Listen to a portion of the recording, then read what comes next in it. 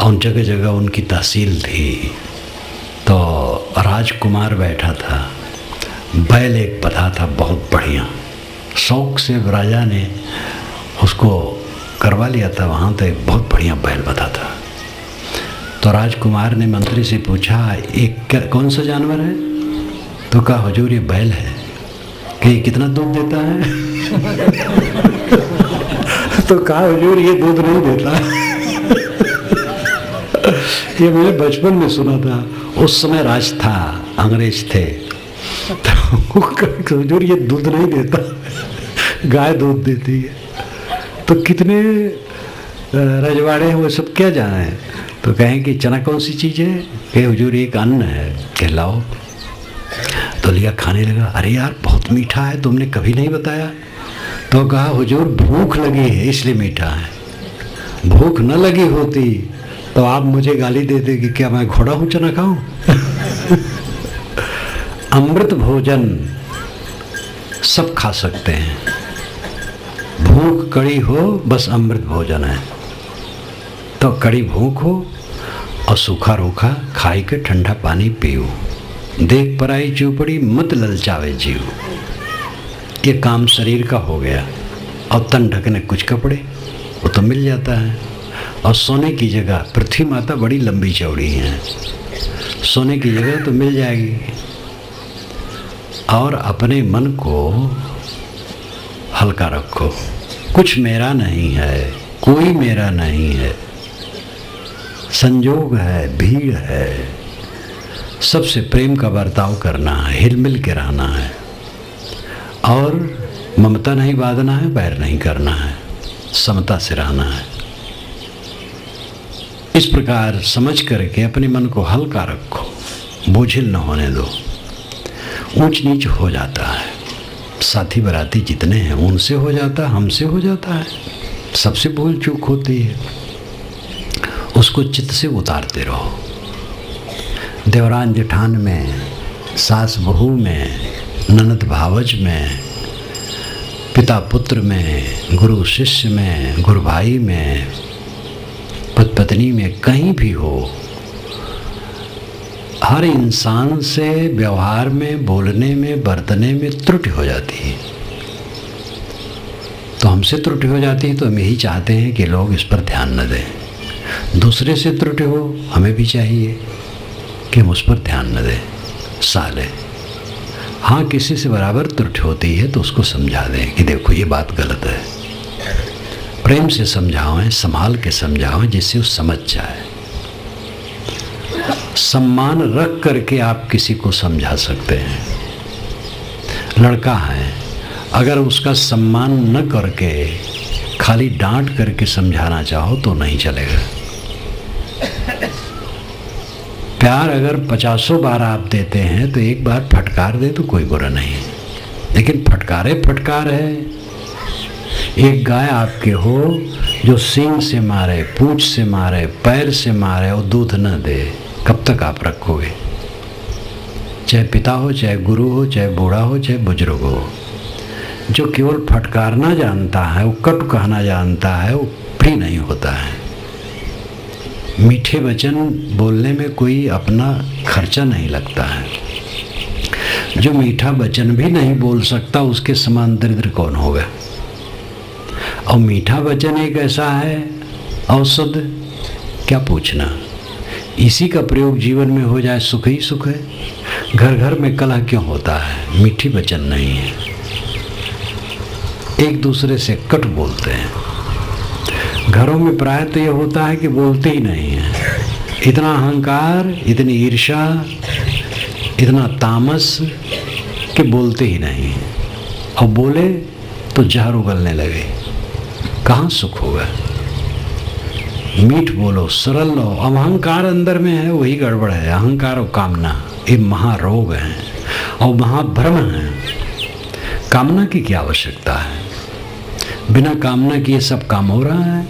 काम धाम करो, भोजन वस्त्र मिलेंगे, सोने की जगह मिलेगी। कामना करने की आवश्यकता नहीं। कामना के पीछे जो जितना रहता है उतना रोता है। निष्काम पुरुष सुखी रहता है। चाह गई चिंता मिटी मनुआ बेपरवाह, जिनको कुछ नहीं चाहिए सोई शहंशाह। साहब कहते चाह गई और चिंता मिट गई, मन निष्फिक्र हो गया।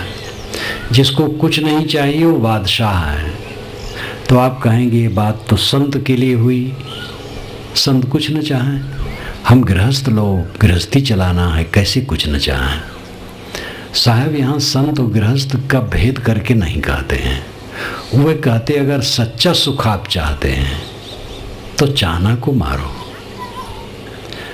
अभी भोजन दोपहर में जब हुआ है तो कोई गृहस्थ नहीं कहा है कि महात्मा लोग दाल भात खाएं, हम लोग भूसा खाएंगे। महात्मा भी दाल भात खाएं, हम भी दाल भात खाएं। अगर कोई भगत ही कह देता भाई देखो महात्मा के लिए तो दाल भात बना है लेकिन भक्तों के लिए पैरा है तो कितना गुस्सा चढ़ जाता।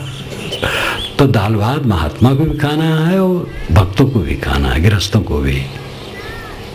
तब दुख की निवृत्ति महात्मा का रास्ता दूसरा है और गृहस्थों का दूसरा है, सबका एक रास्ता है। अब वो जो मर्यादा की बात की जाती है यही कि भाई महात्मा लोग साधना में बहुत आगे हैं, उनको फुर्सत है, वो ज़्यादा कर लेते हैं, हम लोग कम कर पाते हैं। तो ये अलग विषय हुआ। लेकिन अगर कल्याण का विरह है तो आपके वो इसे करना चाहिए। जो विरक्त है ब्रह्मचर्य से रहता है। गृहस्थ को भी जिसे कल्याण प्रिय ब्रह्मचर्य से रहना चाहिए। और ये तो मैं बराबर कहता हूँ कि जब संतान हो गई तो ब्रह्मचर्य से सबको रहना चाहिए। केवल गर्भाधान के लिए नर नारी का संबंध है, नहीं तो निरर्थक क्रिया और कुछ नहीं है, उलझन है। परंतु इतना ऐसा होते हुए भी सम अपरे को संभाल नहीं पाते। किंतु जो समझ सकें और कल्याण प्रिय है तो उनको ब्रह्मचर्य व्रत पालन करना चाहिए। गृहस्थी में रह करके जो शुद्ध ब्रह्मचर्य का पालन करता है और अपना काम धाम देखता है लेकिन ममता का त्याग करता है, आसक्ति को जीतता है, अध्ययन मनन करता है, ध्यान चिंतन करता है, वासना उसकी छीड़ होती है। गृहस्थी में रहते रहते वासना से मुक्त होकर के मुक्त हो सकता है, जीवन मुक्त हो सकता है। कपड़ा थोड़े बांधेगा। रहन प्रबोधिनी की व्याख्या पढ़ करके कृपाल गोटिया ने मुझसे कहा था, हंसे और कहे साहब आपकी वाणी से तो हम लोगों को भी आशा हुई कल्याण की। उसमें प्रश्न उठाया गया क्या गृहस्थ का मोक्ष हो सकता है कि नहीं, तो उसमें समाधान किया गया गृहस्थ विरक्त एक मर्यादा है। मोक्ष का काम पूरा कर ले बस वही मुक्त है। कोई साधु वेश में है और ध्यान नहीं देता है, वैराग बढ़ाता नहीं चित्त में, साधना करता नहीं है और सहजे ऐसा सदाचार सद्गुण से है लेकिन आगे साधना नहीं करता तो मोक्ष नहीं होगा। लेकिन कोई गृहस्थी में है और शुद्ध ब्रह्मचर्य का पालन करता है और विवेक वैराग की पुस्तक पढ़ता, अध्ययन मनन करता, वासना का त्याग करता है और संयम साधना से रहता है, मुक्त हो जाएगा। मुक्त होने की बात कोई मर जाने के बाद नहीं है, जीते जीते है। जियत न तरे मुए का तरी हो, जीते जो न तरे। जो जीते जीते नहीं तरा मरने पर क्या तरेगा। वर्तमान में कहीं आकर्षण न होना मोक्ष है। वर्तमान में है और कहीं खिंचाव मन में नहीं, कोई आकर्षण कहीं के लिए नहीं है, बस यही मोक्ष है। आकर्षण होना यही बंधन है। कल मैंने कहा था कि काल समय हमारे प्रारब्ध को छीन लेता है, शरीर छूट जाता है। लेकिन अगर हमारा मन दुनिया में आकर्षित है तो फिर हम खिंच करके आ जाते हैं और फिर जन्म होगा। अब अगर हमारा आकर्षण देह रहते रहते चारों तरफ से खत्म हो गया तो देह छुटी, बस खत्म। देह में रहते रहते कहीं आकर्षण नहीं है। शराब पीने की इच्छा जब बिल्कुल छूट गई जिसकी और शराब से घृणा हो गई, वो शराब की दुकान पर जाएगा ही नहीं। शराब की दुकान पर तो तब तक जाता था जब तक शराब पीने में आकर्षण था। इसी प्रकार विषयों के प्रति आकर्षण जब तक है तब तक देहधारी देह छोड़कर फिर देह में आता है। अब आकर्षण खत्म हो गया तो देह में क्यों आएगा? देह में रहते रहते वो मुक्त है, देह छूट गई तब भी मुक्त है, सब समय मुक्त है। तो ये गृहस्थी विरक्ति से मतलब नहीं है, ये साधना पर निर्भर करता है। कोई भी साध सकता है। तो ऐसे चाहना को छोड़ना विरक्त नहीं, गृहस्थ को भी चाहिए। ये देवियां हैं, अगर ये गहने की कपड़े की बहुत चाहना रखेंगी तो पतियों को परेशान करेंगी। चाहना नहीं है तो गहना की तो जरूरत ही नहीं है। ये तो गहना जेलियों का साज है, हाथ में हथकड़ी, पैर में बेड़ी, गले में तौक। ये जेल में जो डाला जाता है, जिनका कठिन जेल होता है, ऐसा होता है। जेल में तो इसे खुला रहते हैं लोग, लेकिन ज़्यादा बदमाश लोगों को गले में तौक पहना दिया जाता है, पैर में बेड़ी, हाथ में हथकड़ी। ये जो बहुत देवियाँ पहनती हैं जेवर, ये जेल का साज है। अब ये जेल से मुक्त होने की चेष्टा करें और इसी में इनको बड़ा सुख लगता है। और यही 1 तोला चांदी ना मिले, आधा तोला सोना ना मिले तो रोना गाना शुरू, और अपने पद को कट कहना शुरू। तो इच्छा को जीतने से सब सुखी होंगे। इच्छा रखेंगे तो कोई सुखी नहीं होगा। पति के पास जो धन दौलत है, जो कर सकता है उतना बहुत समझना चाहिए।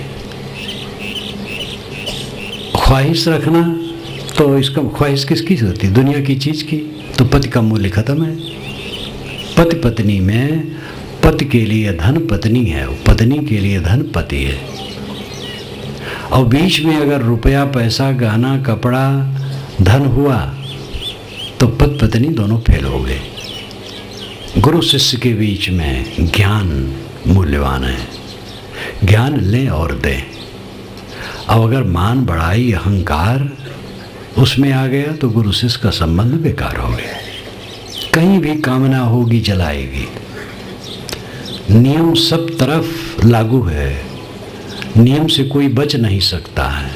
साधु अपने मन में कामना करेगा तो दुखी हो जाएगा, निष्काम रहेगा सुखी रहेगा। कितने स्वामी हरदम उलझे रहते हैं।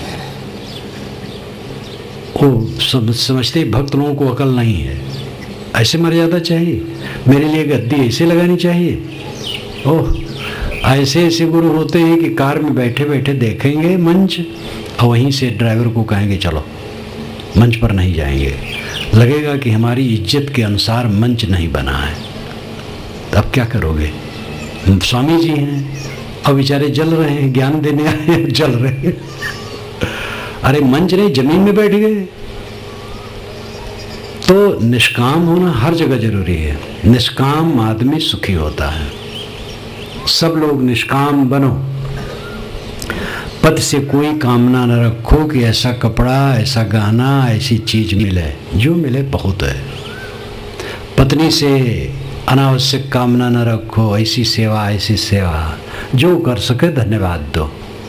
पुत्र सेवा जितनी करे बात माने धन्यवाद दो, न बात माने तब भी धन्यवाद दो। कलह न करो, शिकायत न करो। शिकायत करोगे दुख शुरू हो जाएगा। हर जगह शिकायत है, शिकायत है, शिकायत है। अभी देवी देवता सब बैठे हैं, बात पूछा जाएगी कि एक से तो अपनी अपनी बात बताएंगे। कोई कहेगा हम तो अपने पति से दुखी हैं, कोई कहेगा हम अपनी पत्नी से दुखी हैं, कोई सास से दुखी, कोई बहू से दुखी, कोई भाई से दुखी। अपने से कोई नहीं दुखी है। और यही भूल है। सत्य क्या है? अपने से हम दुखी हैं, अपने अहंकार से, अपनी कामना से दुखी। सबके स्वभाव को मार करके हम सुखी होंगे? आकर के अभी कोई हमें गाली देने लगे तो हम क्या करेंगे? गाली दे, हम दुखी क्यों हो? उसका विचार है। अगर उसके गाली देने से हम दुखी हो गए तो हम 2 कौड़ी के हैं। ऐसा अंदर से अपने को मजबूत बना लो कि इस दुनिया में कोई आपको दुख न दे पाए। वो विवेक का कवच है और कोई रास्ता नहीं। दुनिया भर में चाम बिछा करके कोई नहीं चल सकता है, लेकिन अपने पैर में चाम की जूतियां पहन लें, पूरी दुनिया में चाम बिछा है। सबके मुंह को बंद करके हम सुखी रहेंगे? पता नहीं किसके मन में क्या आता है वो कह देगा, कह दे, क्या फर्क पड़ता है। हम ठीक रहें, भली बुरी सबकी सुन लीजिए, कर गुजरान करीबी में। एक पंक्ति बहुत है। साहब कहते सब की भली बुरी बात सुन लो और सहो और गरीबी में गुजर करो, थोड़ी वस्तुओं में गुजर करो। जो थोड़ी वस्तुओं में गुजर करता है वो पाप नहीं करता है, ममता नहीं करता है, संग्रह नहीं करता है। समाज के लिए, परिवार के लिए संग्रह ठीक है, लेकिन वो खर्च होते रहना चाहिए। संग्रह के लिए संग्रह महापाप है, संग्रह खर्च के लिए होना चाहिए। व्यक्तिगत जीवन के लिए संग्रह ज़्यादा न करो, हल्का रहो। कम में गुजर करने की चेष्टा होगी तो फिर आदमी पाप नहीं करेगा, और जहाँ लालसा बढ़ी भोग की वो पाप करेगा। सुख बहुत सस्ता है, निश्चिंतता सुख है, और जो आवश्यकताएं हैं वो भोजन और पानी है। पानी बहुत सस्ता है, और भोजन भी जो सस्ता वाला है वही फायदेमंद है, महंगा वाला फायदेमंद नहीं। सस्ता भोजन अन्न और पानी, पानी में पकाया अन्न, तेल की जरूरत नहीं, घी की जरूरत नहीं, पानी में पकाया अन्न, ये सबसे सस्ता है और सबसे फायदेमंद है। सहज भोजन मिल जाए, मन पवित्र रहे, प्रसन्न रहे, आनंदित रहे, महासुख है। सुख सबको प्रिय है और सुख बहुत सस्ता है। ललचाओ भोगों को देख देख करके, दुख भोगो, लालच छोड़ो, सुखी रहो। स्वयं कल्पना करो, जहाँ जहाँ आप ललचाते हैं बेचैन होते हैं, लालच छोड़ देते हैं संतुष्ट हो जाते हैं। पिंगला वेश्या की कहानी इसी पर आती है। पिंगला नाम की वेश्या एक मिथिला में थी, मिथिला नगरी में। श्रृंगार करके वो बैठी दरवाजे पर, पुरुष आते थे उसके पास, तो 10 बज गए रात के, कोई पुरुष नहीं आया। सड़क सामने थी, लोग आए और चले जाए। जिसको देखे कि कोई जवान पुरुष आ रहा है तो समझे कि वो आएगा, लेकिन फिर आगे निकल जाए। 11 बज गए, 12 बज गए, बहुत उदासी हुई। 1 बज गया, तो 1 बजने पर कोई इक्का दुक्का 10 मिनट में आवे और फिर चला जाए उधर। 2 बज गए, सुनसान, बड़ा उसको कष्ट हुआ, कोई नहीं आया। उसने फाटक बंद कर लिया और अंदर में जा करके अपने को उसने धिक्कारा। इन पुरुषों से क्या मिलता है? पसीना, थू, पेशाब, गंदगी, उत्तेजना। इनमें तो क्या सुख मानती है? सुख का सागर आत्मा है। अपनी तरफ लौट। समझदार थी लेकिन उस पैसे में फंसी थी, अपने को खुद धिक्कारा और उसके हृदय में ज्ञान का प्रकाश हो गया। उसी पर कवि ने लिखा है, आशा ही परमम दुखम नैराश्यम परमम सुखम यथा संचिद्ध कांताशाम सुखम सुस्वापि पिंगला। आशा ही परमम दुखम, आशा ही परम दुख है। नैराश्यम परमम सुखम, निष्काम निराश हो जाना परम सुख है। यथा संचिद्ध कांताशाम सुखम सुस्वापि पिंगला। जैसे पिंगला पुरुष की कामना का परित्याग कर देने पर सुख से सोई। पुरुष की कामना को उसने त्याग दिया, वह सुख से सोई। और फिर उसने दरवाजे पर बोर्ड लगवा दिया, वेश्यावृत्ति का त्याग। राजा की तरफ से पहरा हो गया कि कोई पुरुष उसको छेड़े ना। उस साधिका बन गई। आशा ही परमम दुखम नैराश्यम परमम सुखम यथा संचिद्ध कांताशाम सुखम सुस्वापि पिंगला। ये श्रीमद् भागवत में आता है। हमारा सुख जो सच्चा सुख है बहुत सस्ता है, बहुत सस्ता है। घर कुरिया में अपने रहो, पक्का मकान है उसमें रहो, खपड़ा है उसमें रहो, छपरा है उसमें रहो, सब बराबर है। नींद आ जानी चाहिए खास। छपरे में अगर नींद आ जाए तो पक्का और छपरे में क्या फर्क हुआ? और नींद नहीं आई, कंचन भवन है तो क्या हुआ? नींद आनी चाहिए और भूख लगना चाहिए। नींद और भूख पैसे से नहीं आती है। धनी लोगों के पास नींद और भूख ये दोनों उड़ी रहती है, इसलिए वे नींद की गोली खाते हैं। और भूख में तो बेचारे क्या खाते हैं, बहुत रोग हो जाता तो डॉक्टर कहते सूखी रोटी और उबली सब्जी खाओ बस, नहीं तो थोड़े दिन में मर जाओगे। और खाने को बहुत है, लेकिन अब क्या करें। तो भूख और नींद ये महत्व की चीज है। और भूख नींद आती है संयम से रहने पर और परिश्रम करने पर। परिश्रम करो, मन प्रसन्न रखो, भूख लगेगी, नींद आएगी। जिनको शारीरिक परिश्रम करने का अवसर न हो उसको आसन, व्यायाम, भ्रमण करके शरीर को थकाना चाहिए। दिन में कम से कम 2 बार थका देना चाहिए शरीर को, तो शरीर की प्रक्रिया ठीक रहेगी। सुख कितना सस्ता है। किसी ने हमें गाली दी, सह लिया, नहीं लड़ाई की। लोग कहते हैं कैसे सह ले, हम किसी नहीं सह सकते हैं, हम किसी की नहीं सह सकते, इतना अहंकार। कोई कुछ कहा बल लड़ गए, मारपीट हो गई, पुलिस आई, ले गए थाने में बंद कर दिया। अब जमानत मुचलका हुई, तब छुट्टी हुई, फिर मुकदमा चला। अब हे कर रहे हैं सबसे, गवाही से, साक्षी से, सफाई देने वाले से, पुलिस से, पुलिस का हाथ जोड़ रहे हैं। ये शान किस काम का है? पहले सह लेते, आखिर ज़्यादा सहना पड़ रहा है। जो नहीं सहना चाहता है उसको बहुत ज़्यादा सहना पड़ता है, और जो सह लेता है उसको सहना ही नहीं पड़ता है। मन मार लो, सहना ही नहीं है। पलटू हमसे लड़न को आवे सब संसार, वे बोले मैं चिप रहूं सहजे जावे हार। पलटू साहब हुए हैं, ये निर्गुणी धारा के संत हुए हैं अयोध्या में। अयोध्या में इनका आश्रम है। तो पलटू साहब कहते हैं हमसे लड़ने के लिए संसार के लोग आते हैं, वे बोलते हैं मैं चुप रहता हूँ, सहजे वो हार जाते हैं। जीतने कोई आवे कह दो भैया आप जीत गए, बस मामला खत्म। हारा सो हरि को मिले, जीता जमपुर जाए। ये कबीर साहब की आदि साखी है। जो हार जाता वो हरि को मिलता और जीता जमपुर को जाता है। जीतने की चेष्टा अहंकार, यही यमपुर है। वासना अहंकार यमपुर है। और हार मानने का मतलब तो है ज्ञान की दशा। जो दुनिया से हार मान लेता है मतलब ज्ञानी है, नहीं तो दुनिया में जूझने की चेष्टा होती है, लड़ने की चेष्टा होती है। और जितना लड़ोगे कर्म वासना उतनी बनेगी, और जितना लड़ना छोड़ोगे हार जाओगे, उतना सुखी रहोगे। सास अगर कटुक है तो बहुत चुप हो जाए। एक लड़की अपने ससुराल से पहली बार जब लौटी घर में, नैहर में, तो माता ने पूछा कि बेटी तेरे घर वाले सब कैसे हैं? तो कहे माता सब ठीक हैं, सास बहुत लड़ाकू है।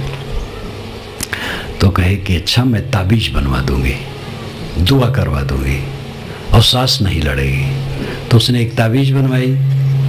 और दुआ तो का झूठे होता है, दुआ आशीर्वाद प्रार्थना के अर्थ में होता है, लेकिन भभूत वोट डालना वो सब पाखंड कुछ नहीं। उसने एक मनोवैज्ञानिक प्रभाव डाला और कहा इसमें मैंने दुआ करवा दिया है, इसको रखे रहो। ससुराल जाना और सास अगर गाली देने लगे तो इस ताबीज को मुंह में रख लेना, दांत से दबा लेना, और जब तक वो बोले तब तक दांत से दबाए रखना। जब वो बोलना बंद कर दे तब इसको निकाल के रख देना, और जब फिर बोले तब फिर इसको दांत में दबा लेना। और अगर बीच में दांत खोलोगी तो अंधी हो जाओगी। इस दुआ का ये प्रभाव है। ये डर दिया तो गई। एक दिन सास लड़ने लगी तो बहू ने दांत में दबा लिया। अब बहू को भी मन हो मैं भी लड़ूं, लेकिन डर रहे कि मुंह खोलूंगी तो अंधी हो जाऊंगी, तो नहीं खोली। तो ऐसे 2 बार 3 बार 4 बार की तो सास चुप हो गई, कहाँ तक अकेले लड़े। तो बात तो ये थी कि अगर वो कहती कि वो गाली दे तुम न दो, तो कहते हाँ कैसे न दे, हम कम थोड़े हैं। लेकिन जब उसने ऐसा ट्रिकबाजी किया तो उसमें वो बद गई। तो इस प्रकार उसने, सास ने गाली देना छोड़ दिया, लड़ना छोड़ दिया। इसका अर्थ यही है कि कोई लड़ेगा कहाँ तक जब हम नहीं लड़ते हैं। ये सब सुख का रास्ता है। न लड़ना, क्षमा करना, गम खाना, शांत से रहना, सादा खाना, अपने जीवन पर कम खर्च करना, विनम्र रहना, ये सुख का रास्ता है। सारी कामनाओं वासनाओं को छोड़ देने के बाद परम सुख परमानंद हो जाता है, जिसको आप मोक्ष, निर्वाण, कल्याण, स्वर्ग, वैकुंठ कुछ भी कह ले। स्वर्ग का अर्थ ही है स्वर्ग, स्वर्ग। स्व नाम खुद, गा नाम गमन, अपने में लौट आना स्वर्ग है। वैकुंठ, विकुंठ, कुंठा रहित हो जाना, ग्रंथ रहित, कॉम्प्लेक्स फ्री हो जाना वैकुंठ है। मोह का क्षय मोक्ष है। तो ये कोई लोकांतर की चीज नहीं है, मर जाने की बात नहीं है। संतो जीवत ही करो आशा। अब आपको कोई बांधने वाला नहीं है। भगवान की माया सबको नचा रही है, ये भ्रम है। बहुत ही लिखा पढ़ा है कि भगवान की माया सबको नचा रही है, और अपनी अपनी मान्यताओं के अनुसार भी गुरुओं ने लिख डाला है। उनके मान्यता के विरुद्ध की बात वे समझते हैं कि माया ने भटका दिया है। जिसको जो अवतार माना उसको कोई अवतार नहीं मानता है, तो उसके पक्षधर लिखते हैं कि जो इसको अवतार नहीं मानता उसको माया ने भटका दिया है, काल निरंजन ने भटका दिया, इब्लीस ने भटका दिया है, अनेक शब्द रखे हैं। ये सब भ्रम है। कोई भगवान की माया नहीं है जो आपके ऊपर मड़रा रही हो और आपको चढ़ बैठे। अपनी माया है, अपने मन का मोह माया है, अपने मन का अज्ञान अविवेक माया है। भगवान की माया कहीं नहीं। भगवान जब दयालु है, क्षमालु है, सच्चिदानंद है, तो माया क्यों रखेगा? माया तो छल कपट वाला रखता है। माया का मतलब है तिकड़मबाजी करके किसी को परेशान करने की क्रिया। तो क्या ईश्वर की ही परिभाषा है? परमात्मा की ही परिभाषा है? ईश्वर की माया सबको नचा रही है, कहना भयंकर पाप है। ये तो ईश्वर को बदनाम करना, ईश्वर को गाली देना है। जैसे कोई गांव में एक अच्छा आदमी हो, दयालु, और कहे वो महाषड्यंत्रकारी है, तो कितना उल्टा हुआ। वो महादयालु हो उसको षड्यंत्रकारी कहते हो, जालसाज कहते हो। परमात्मा को सच्चिदानंद कहते हो कि उसी माया सबको भटका रही है। कितना उल्टा हो गया। तो अपनी बात अपने कान से लोग सुन नहीं पाते हैं। सबही नचावत राम गोसाई, मैं इस बात को नहीं मानता हूँ। राम गोसाई किसी को नहीं नचाते हैं। सब अपने अपने दुर्गुण से नाचते हैं, अपने अपने अज्ञान से नाचते हैं। गोस्वामी जी भावुकता में कहते हैं सबही नचावत राम गोसाई। राम गोसाई किसी को नहीं नचाते हैं। केवल गोस्वामी जी का दोस्त थोड़े है, ये तो सभी मतांतर में प्रवाह है, और एक दूसरे की देखा देखी कहते सुनते चले जा रहे हैं, सोचता कोई नहीं है। वही सोढ़रमल की कथा, सभा रो रही थी तो महात्मा आए, कहे भाई आप लोग सब क्यों रो रहे हैं? तो कहा सोढ़रमल मर गया है। कहे सोढ़रमल कौन है? कहे तो पता नहीं है। राजा रो रहा था, वो कहा सोढ़रमल मर गया, तो हम लोग भी रोने लगे। तो और महात्मा राजा से पूछे, तो कहे राजा ने कहा कि सोढ़रमल मर गया भाई, इसलिए हम रोते हैं। कहे सोढ़रमल कौन है? कहे तो मैं नहीं जानता हूँ। रानी रो रही थी तो मैंने क्यों रो रही हूँ? कहे सोढ़रमल मर गया, तो मैं भी रोने लगा। तो रानी से महात्मा ने पूछा, रानी ने कहा सोढ़रमल मर गया इसलिए मैं रोती हूँ। कहे सोढ़रमल कौन है? कहे तो मैं नहीं जानती। धोबईन आई थी कपड़ा देने के लिए, धो करके सुखा के लाई थी, तो रो रही थी। मैंने कहा क्यों रोती हो? कहे सोढ़रमल मर गया है, तो मैं भी रोने लगी। तब महात्मा धोबईन के पास गए और कहे तुम क्यों रोती हो? कहे सोढ़रमल मर गया है। कहे सोढ़रमल कौन है? तो उसने कहा हमारे पास कोई बाल बच्चे नहीं है, एक गधा था, उसका नाम मैंने रखा था सोढ़रमल, और वो मर गया। तो गधा मर गया था, तो धोबीन ने रानी से कहा, रानी ने राजा से कहा, राजा ने प्रजा से कहा, तो सब रोने लगे। कोई नहीं पता लगाया कि सोढ़रमल है कौन। ये कहानी है, बना ली जाती है कहानी बात समझाने के लिए। तैसे सब रो रहे हैं कि भगवान की माया नचा रही है। एक सज्जन मेरे परिचित, मैंने कहा तुम सत्संग में क्यों नहीं आए? कि क्या करूं महाराज, भगवान ने ऐसी माया डाली है कि परेशान हूं। तो मैंने कहा भगवान से हटो नहीं तो और रुलाएगा। तो हंसने लगे। भगवान ने माया डाली, अपने अज्ञान ने माया डाली, हमने स्वयं अपने ऊपर माया डाल ली है। भगवान की माया नहीं, अपनी माया है, मोह माया है, अज्ञान अविवेक ब्रह्म माया है, उसको काटो। हम और आप समर्थ हैं इसी जीवन में परम सुखी हर क्षण रहने के लिए। एक कसनी है अपने पर, एक मेहनत है, एक साधना है, एक संग्राम है। सरल है और कठिन इसीलिए लगता है कि हमारी आदत खराब है। घोर अहंकारी हम बने हैं। अहंकार और मूर्खता एक बात है। दुनिया में कोई वस्तु जब मेरी नहीं है तो अहंकार किसकी हम कर रहे हैं। एक चक्कर आता है और आदमी जमीन पर गिर जाता है और खत्म हो जाता है। किसका अहंकार है? लेकिन मिथ्या वस्तुओं का अहंकार, और ये हमें रुला रहा है। अविवेक, अज्ञान, भ्रम, विषयासक्ति हमें रुला रही है। और ये भ्रम मात्र है। समझ जाए ये मिट जाएगा, लेकिन एक क्षण मिटने से खत्म नहीं होगा। जब तक जीवन है उसको परखते रहना और मिटाते रहना है। एक काल में वासना शांत हो जाने से मत समझो कि हम अब विजयी हो गए। जीवन भर साधना है। साधना करते रहोगे तो वासना घटती जाएगी, दुर्बल होती जाएगी और उद्वेग उसका घटता जाएगा। और ऐसा भी समय आएगा जब उद्वेग एकदम शांत हो जाएगा। शांत हो जाने पर भी सावधान रहना है, क्योंकि उसके प्रेरक प्राणी पदार्थ परिस्थित चारों तरफ हैं। जैसे ही मानो हम आए, हमारा मन बहुत शांत है, लेकिन यहाँ आए और वो कुछ देखे कि कम ठीक है, चाहे वो ठीक है हो, लेकिन हमने मान लिया और उत्तेजित हो गए। तो साधन है बाहर प्राणी पदार्थ परिस्थित सब, तो सदैव सावधान रहो, उत्तेजित न हो, अपने को संभाल के रखो।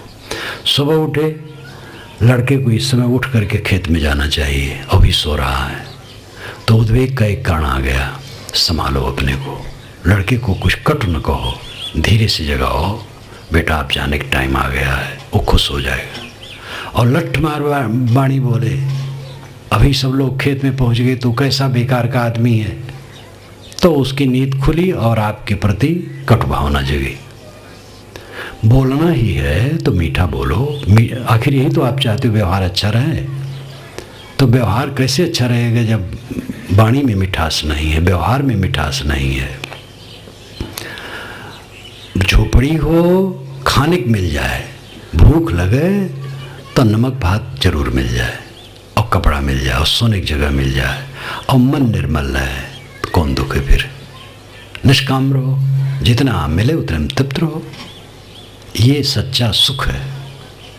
और फकीरी की जो बात आती है वो यही तो आती है, मन लागो मेरो यार फकीरी में, जो सुख हुई है राम भजन में, सो सुख नाही अमेरी में।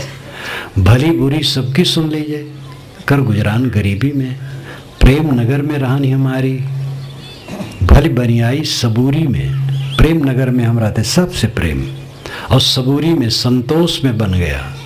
कहत कबीर सुनो भाई साधो, साहेब मिले फकीरी, साहेब मिले सबूरी में, सबूरी में संतोष में साहेब मिलते हैं। साहेब परमात्मा का अनेक तरीका है, मालूम होता जब अलग है वो मिलता है, ये अनेक तरीका पर है। यानी आत्म संतोष, आत्म साक्षात्कार उसको होता है जो आत्म संतुष्ट हो जाता है। यस्तो आत्मरतरेव स्यादात्म तृप्तस्य मानवः आत्मन्येव च संतुष्ट तस्य कार्यम न विद्यते। ये गीता में कृष्ण महाराज कहते हैं, जो आत्मा में संतुष्ट है, आत्मा में तृप्त है और आत्मा में ही रमता है, उसको कुछ करना बाकी नहीं है। बहुत सरल, बड़ा सस्ता। भूख लगे भोजन मिल जाए, तन ढकने कपड़ा मिल जाए, सोने की जगह मिल जाए, अपने मन को मार के रहो, बस आनंद कंद। सुख सबको प्रिय है और सुख सस्ता है, लेकिन समझ पावे तब। होता है पास में बिल्डिंग खड़ी, ऐसी बिल्डिंग हो तो सुखी हूँ, बिल्डिंग वाले सुखी हैं। कार हो तो सुखी हूँ, पद हो तो सुखी हूँ, सरपंच हो जाऊँ कम से कम, ना कुछ ज़्यादा सरपंच तो हो जाऊँ। एक सरपंच कहते थे अब आगे मैं नहीं लड़ूंगा। मैंने कहा क्यों? कहे बड़ा परपंच और सरपंच होने पर आजकल पैसा भी खूब आता है, अपने को संभालना मुश्किल है, तो फिर पाप होता है और फिर राग द्वेष होता है। तो मन तो होता है हम सरपंच हो जाएं, फिर मंत्री हो जाएं, फिर प्रधानमंत्री हो जाएं, लेकिन मनमोहन सिंह से जाके कोई पूछे कि आप कितने सुखी हैं, वो तो कई बार कह चुके हम छोड़ देंगे, हम छोड़ देंगे। तो साधु स्वभाव के हैं भी। तो ये दुनिया की चीज किसको सुख देती है, पद किसको सुख देता है? जितने प्राणी पदार्थों से हम जुड़ते हैं उतने खतरे की संभावना है, झंझट की संभावना है। आपका आत्मा निर्मल, केवल, अकेला, अद्वैत, असंग है, उसमें कुछ नहीं है। अब उस दिन की याद करनी चाहिए। आज कल में देह छूट जाएगी तो आपको कुछ ख्याल नहीं रहेगा दुनिया का, अकेला हो जाएंगे। वासना बस से फिर देह में आएगा, वासना त्याग दिए तो सदा के लिए अकेला। अंत में इंद्रिय मन द्वारा संसार प्रतीत होता है। इंद्रिय मन का संबंध खत्म हुआ, संसार अपने लिए खत्म हो गए। वो दिन आने वाला है जो हम देख रहे हैं, सुन रहे हैं, अपना मान रहे हैं, घाव माऊ कर रहे हैं, कब तक है?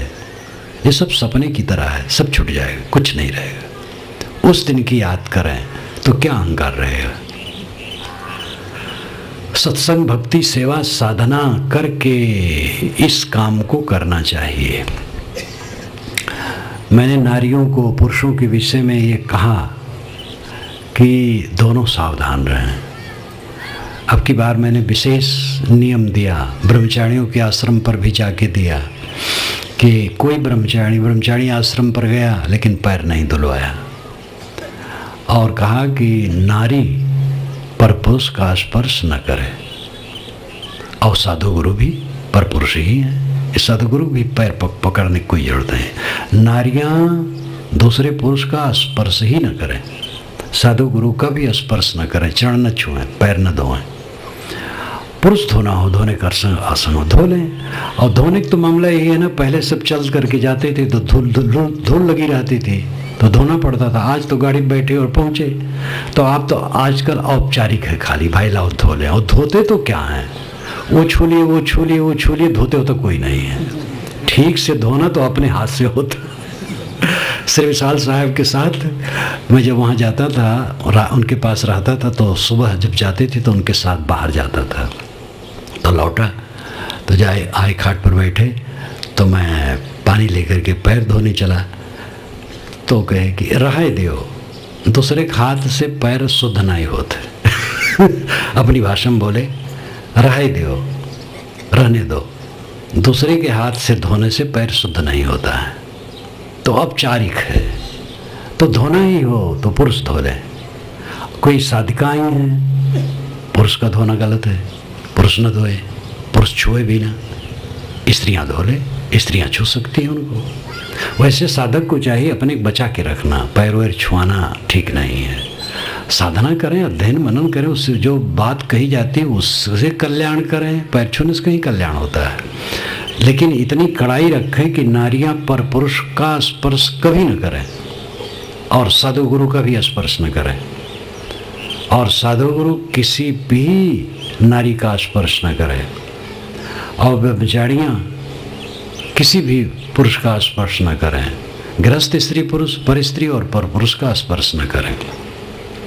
इसको कड़ाई से नियम में रखना चाहिए, इसका पालन करना चाहिए। ये मर्यादा है और इससे सुरक्षा है। जहाँ स्त्रियाँ हैं वहाँ कोई भी साधु का निवास नहीं होना चाहिए, केवल स्त्रियाँ जहाँ, और जहाँ पुरुष हैं केवल, वहाँ किसी ब्रह्मचारी का निवास नहीं होना चाहिए। और सामान्य स्त्रियों को भी, आप गृहस्थ हैं, किसी के घर गए, वहाँ स्त्री हैं, तो आपको घर में नहीं जाना चाहिए, दरवाजे से खड़े होकर बातचीत कर लें और चले जाएं। ना हक में कई बार बकवास हो जाती है, वहाँ गए बातचीत किए, घर वाला आ गया, बस वो हमारी स्त्री देखने आए थे, ना हक में बदनाम हो गए। तो अगर स्त्रियाँ हैं, पुरुष नहीं, तो उनके घर में जाओ ही ना। पुरुष है और स्त्री कोई काम से गई तो घर में न जाए, बाहर निकल जाए बात करके। ये सब मर्यादा की ज़रूरत है। नौकर नौकरानी काम करते हैं, वहाँ सब जगह मर्यादा की ज़रूरत है, सब मर्यादा से रहें। और ये बात मैं कभी कभी कहा करता हूँ कि भाई, जब पहले मैं कार्यक्रम में रहता था तो अंतिम शाम को मुझे घूमना भी पड़ता था। आप लोग पधरौनी करवाते रहे, तो जैसे 2 दिन का कार्यक्रम है, 3 दिन का कार्यक्रम, अंतिम समय हुआ तो अब पूजा वूजा हो गई, तब अब घर घर पधरौनी शुरू।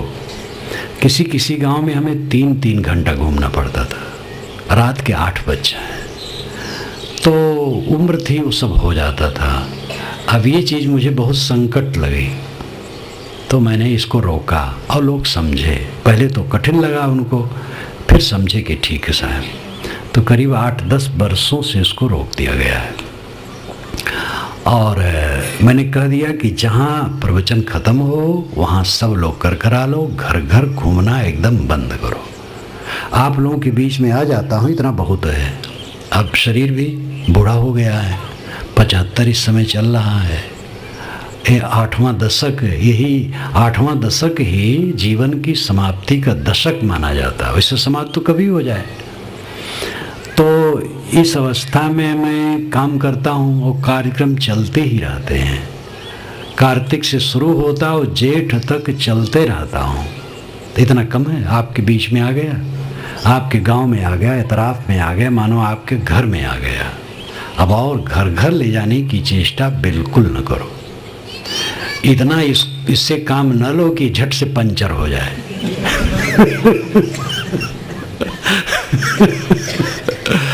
इतना लेते यही बहुत है। तो इसलिए भाई घर घर पधरौनी की चेष्टा कोई न रखे। आपके घर में आ गया, विचार ग्रहण करो। जो विचार, और शरीर अगर अभी छूट जाता है तो बढ़िया है, लेकिन अगर ये रहा भी कुछ दिन तो धीरे धीरे और गलेगा।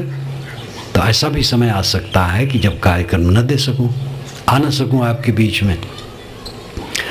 और ख़त्म होना तो है ये है।